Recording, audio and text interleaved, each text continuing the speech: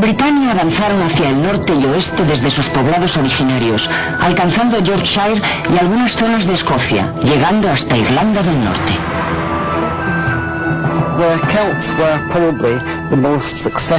A los celtas se les puede considerar como el pueblo hegemónico en Europa al final de la época prehistórica. Tuvieron una cultura muy diferente a la de los griegos y a la de los romanos, y mucho más sofisticada de lo que mucha gente piensa.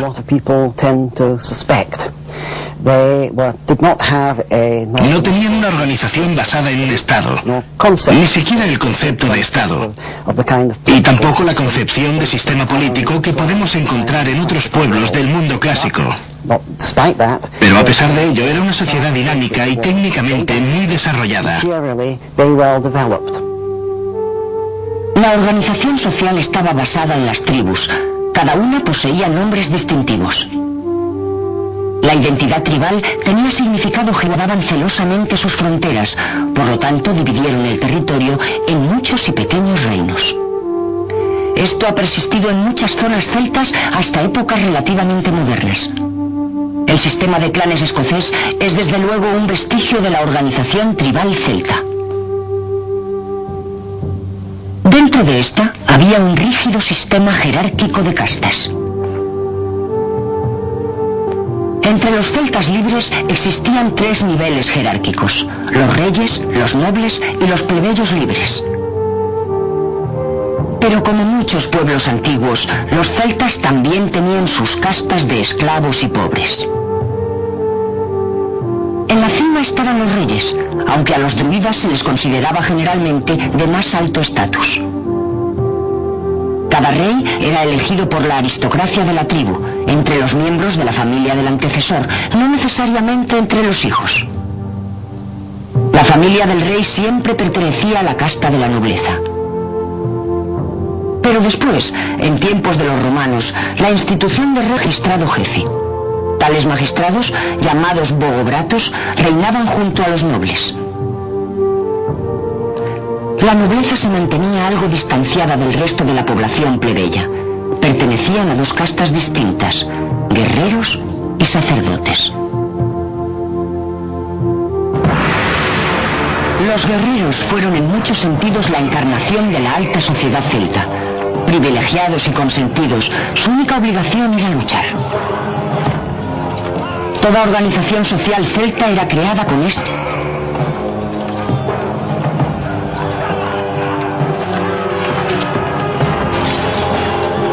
Hacer la guerra era una parte esencial de la vida cotidiana celta, y los guerreros eran su personificación.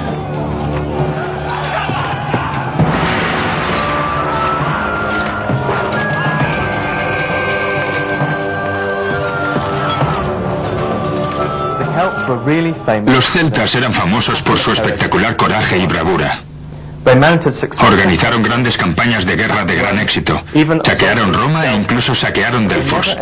Pero nunca llegaron a establecer un imperio en el sentido clásico de la palabra, porque estaban más interesados en hacer la guerra que en montar imperios. Esta falta de organización se reflejó hasta en su manera de hacer la guerra. Para los celtas, la guerra era como un culto a nivel individual. Julio César entre celtas. Pero también apuntaba que les faltaba planificación y organización. Por lo tanto, para ganar a los celtas, lo único que tenía que hacer el otro ejército era ser más listo que ellos y hacerles enfadar, porque así atacaban directamente, sin pensar. Al final de la campaña, si habían conseguido el dinero que ellos consideraban suficiente, volvían a casa. Esta descripción tiene paralelismos a lo largo de toda la historia de los celtas, en particular las campañas montadas por los escoceses junto por las de los escoceses cuando las rebeliones jacobitas. Desde la sociedad celta pagana hasta tiempos relativamente modernos, la guerra se ha considerado no solamente normal, sino muy deseada.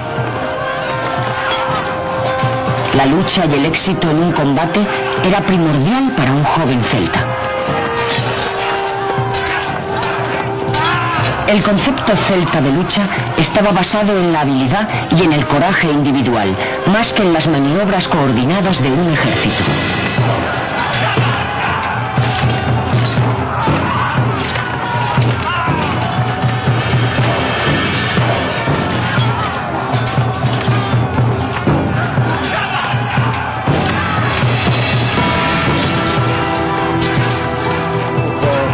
Era una sociedad en esencia heroica, pero también extravagante. No tenían un estilo de guerra organizado como el de los romanos. Eran peones. Ellos eran sus representantes. Realizaban grandes hazañas. De esta forma no perdían muchos hombres. Simplemente mandaban a su campeón para que demostrara de lo que era capaz. Es más, cuando César escribió sus crónicas sobre la invasión de Britania, le extrañó y le sorprendió mucho el hecho de que los guerreros de los carruajes celtas salieran de esto en pleno galope. Se trataba de acciones muy peligrosas, casi temerarias. Lo que César no sabía es que esta era una de las cosas que solían hacer. Para los celtas no tenía importancia quién luchaba contra quién, ni dónde, ni cuándo. Cualquier pretexto era bueno para justificar una confrontación.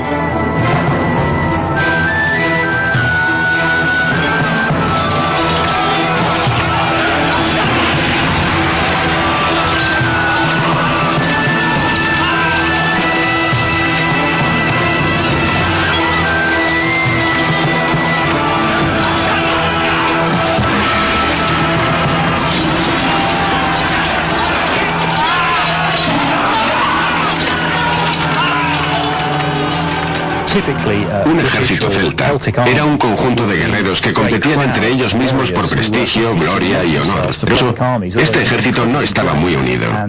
En muchas ocasiones, en las batallas de las que tenemos reseña, acababan a veces en un extraño estado de pánico, pues en realidad los guerreros no confiaban el uno en el otro, sino que competían para ver quién era el mejor. El ejército romano era muy diferente.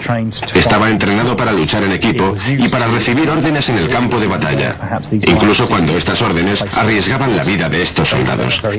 Mina de hierro. Creo que las diferencias principales entre estos dos ejércitos eran su grado de entrenamiento, su respuesta a las órdenes y su nivel de armamento. Los romanos no tenían mejores armas que los celtas, pero cada legionario romano estaba tan bien equipado como un jefe celta. La mayoría de los hombres de un ejército armado solo con espadas, por lo tanto, eran físicamente más vulnerables y menos disciplinados.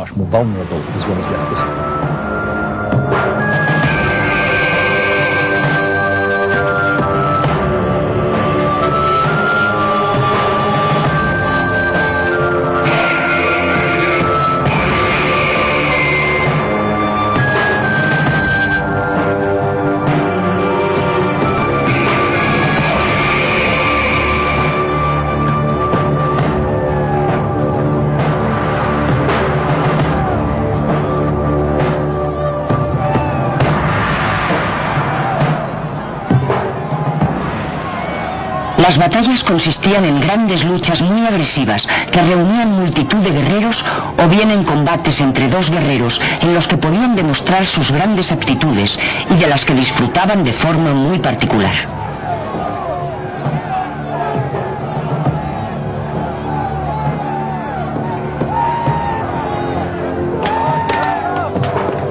Esta predisposición guerrera de los celtas está muy bien documentada. Cuando no estaban ocupados en pasión por combates y luchas menos sangrientas.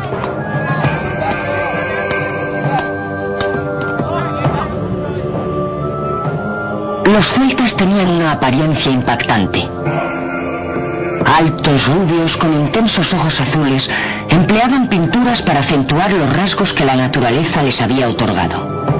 Tanto los hombres como las mujeres llevaban el pelo largo y sobre todo en el caso de las mujeres el criterio de belleza era la calidad y longitud de sus trenzas.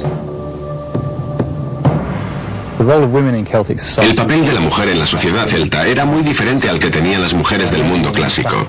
Las mujeres nobles del mundo clásico tenían una vida bastante restringida en fuentes arqueológicas, que la mujer en el mundo celta tenía considerables derechos e incluso poder. Tenemos un gran número de tumbas de mujeres celtas muy ricas, si nos guiamos por los maravillosos objetos con los que fueron enterradas. Se ha podido constatar el gran poder que tuvieron las mujeres a lo largo de la Edad de Hierro, tanto en la Europa continental como en Bretaña. No sabemos nada directamente de la personalidad